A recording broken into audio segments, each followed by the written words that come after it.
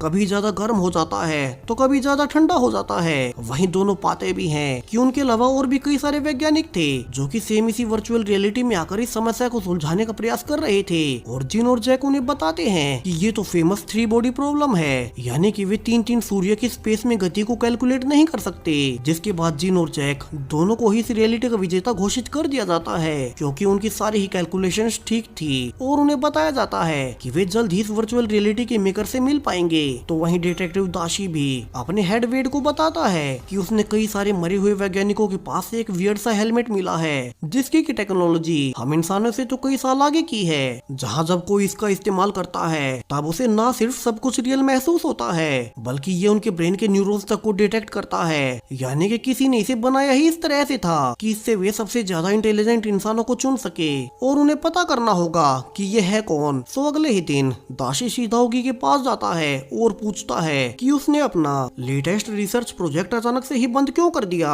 यहाँ ओगी उसे सच्चाई बता देती है और कहती है कि उसे पता है कि कोई उसका भरोसा नहीं करेगा, मगर दाशी को उसकी बातों पर भरोसा था। और वो उसे उस रात की सीसीटीवी फुटेज दिखाता है जिसमें ओगी ने उस अनजान लड़की तातियाना से बात की थी। मगर अब सरप्राइजिंगली उस रिकॉर्डिंग में अकेली ओगी ही बैठी हुई थी और खुद से बातें कर रही थी। मगर दाशी कहता है कि उसे ओगी की बातों पर भरोसा है, क्योंकि फुटेज में भी एक दूसरी सिगरेट जलती हुई दिखाई दे रही है। यानी कि उनके पास कोई एक ऐसी टेक्नोलॉजी है जो कि उनके डिजिटल फिंगरप्रिंट्स को ही मिटा देती है। जहां वो ओगी से आगे कहता है कि पिछले कुछ समय से इसलिए ही वैज्ञानिक मारे जा रहे हैं और उनके प्रोजेक्ट्स को बंद किया जा रहा है। वहीं सबसे अजीब बात कि कोई यूनिवर्स की फिजिक्स के नियमों को कैसे तोड़ सकता है, जो कुछ उन्होंने उस रात ओगी को यकीन दिलाने के लिए किया था। तो उन्हें साथ मिलकर इस मिस्ट्री का राज पता करना होगा। तो वहीं दूसरी ओर जैक और जिन दोनों ही इस वर्चुअल रियलिटी के मेकर से मिलने पहुंचते हैं, जिसे कि उन्होंने अपनी इंटेलिजेंस से पास किया था। और सरप्राइजिंगली यहाँ भी उन्हें तातियाना ही मिलती है, जो कि उन्हें बताती है कि उन्होंने ये गेम बनाया ही इसलिए था ताकि वे सबसे ज्यादा इंटेलिजेंट इंसानों को चुन सके।